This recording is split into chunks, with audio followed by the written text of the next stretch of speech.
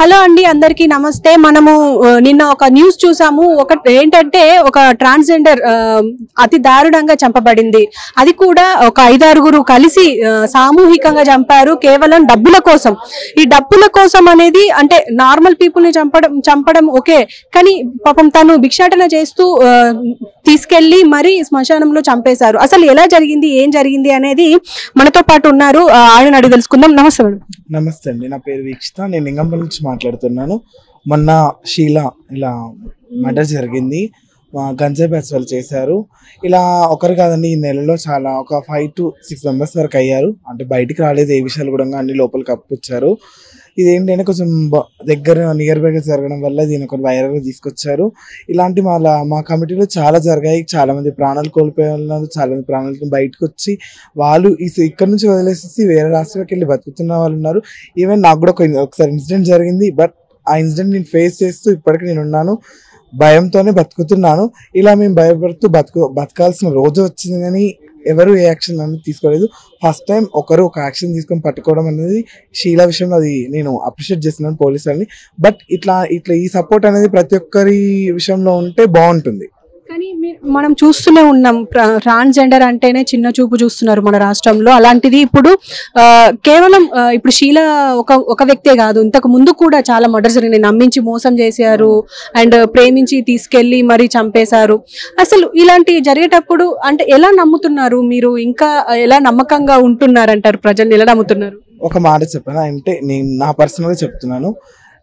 అంటే మా మనస్తత్వం ఎలా అంటే ఎవరు ప్రేమగా మాట్లాడంగా వాళ్ళే మన వాళ్ళు అనుకున్నారు. ఎందుకంటే అమ్మ నాన్న ఎవరు దగ్గర తివ్వరు కాబట్టి ఎవరు ప్రేమ మాట్లాడి వాళ్ళే లవ్ చేస్తామని వచ్చి మన డబ్బులు నమ్మించి మోసం చేస్తారు. ఈవెన్ నేను కూడా మోసపోయాను. నేను కూడా ఒక అబ్బాయిని నమ్మి 3 years నమ్మి లవ్ చేసిన తర్వాత నచ్చక అబ్బాయి వేరే అమ్మాయితో వెళ్ళిపోయాడు. నేను డబ్బులు పెట్టాను, బంగారం పెట్టాను, మోసపోయాను. అలా ఏంటంటే ప్రేమకి అంటే ఎవరు లేరు కదా, వాడు వచ్చిన ప్రేమ చూపిస్తున్నాడు, ఎందుకు మేము ఇలా ఎందుకు వాడు ప్రేమ తీసుకోవాలి, వాళ్ళకి రిటర్న్ ఇవ్వాలి కదా అని చెప్పేసి అలా ప్రేమ చూపిస్తూ నమ్మేసరికి వాళ్ళు నిండా ముంచేసేసి అలా మర్డర్ చేసి వెళ్ళిపోతున్నారు. అంటే ఇప్పుడు దీనికి మీకు ఒక సంఘం అనేది ఉంటుంది, కానీ దీనికి సంబంధించి ఎలాంటి యాక్షన్ ఏమైనా తీసుకుంటున్నారా? అంటే జాగ్రత్తగా ఉండడానికి కానీ, ఇప్పుడు అన్యాయం జరిగితే మీరు ముందు ఉండడానికి కానీ. ఆల్రెడీ మా కమిటీలో అందరు అదే చెప్తున్నారు, జాగ్రత్తగా ఉండండి, ఏ లవ్స్ అనేది ఎవరు నమ్మకండి అని చెప్తున్నారు. బట్ అది నమ్మకంగా తప్పట్లేదు, నమ్ముతున్నాం, అది జరుగుతున్నాయి. కానీ ఎప్పటికున్నా ట్రాన్స్జెండర్స్కి ఎప్పటికున్నా ముప్పే, అది ఎవరితోనైనా సరే ముప్పే. కానీ మేము గవర్నమెంట్ కోరుకుంటుందంటే మేము కూడా మాలో చదువుకున్న వాళ్ళు ఉన్నారు, మాలో కూడా మంచి బీటెక్లు డిగ్రీలు పొందిన వాళ్ళు ఉన్నారు. వాళ్ళకి జాబ్స్ ఇవ్వండి, మాకంటూ ప్రత్యేక జాబ్స్ ఇచ్చి మాకంటూ కొంచెం సెక్యూరిటీ ఇస్తే మాకు కూడా మనుషులకు గుర్తించారంటే మేము కూడా మా జాబ్స్ తీసుకుంటూ మా ఏదో మేము చేసుకుంటూ మేము ఉంటాం కదండి. మాకు కూడా కొంచెం ఏంటంటే మేము కూడా ఏదైనా యాక్షన్ ఇస్తే కూడా PS లో కంప్లైంట్ ఇస్తే కూడా ఇమీడియట్గా యాక్షన్ తీసుకోవాలి. ఎవరో మా పైన పెడితే మాకు ఎట్లా యాక్షన్ తీసుకుంటారు, మేము పెట్టినప్పుడు కూడా కొంచెం యాక్షన్ తీసుకొని దాన్ని కొంచెం మీరు ముందుకు సాగిస్తే బాగుంటుంది. అంటే ఇప్పుడు ఈ షీల విషయమే ఇది మనకి ఎగ్జాంపుల్. ఎందుకంటే పాపం తను అడుక్కొని దాచుకున్న డబ్బుని కూడా అకౌంట్ నుంచి తీపిచ్చుకొని మరి అతి దారుణంగా కొట్టి చంపేశారు. అసలు దీన్ని మనం ఎలా చూడొచ్చు అంటారు? ఈ సమాజం ఎలా మారిపోయింది అంటే ట్రాన్స్జెండర్స్ దగ్గర అంత డబ్బు ఉంటుంది, ఇంత డబ్బు ఉంటుంది అని చెప్పడం అది ఉంటుంది. మేము పోగేసుకున్న డబ్బు మేము పోగేస్తాం, ఎవరికి పెట్టాలి చెప్పు?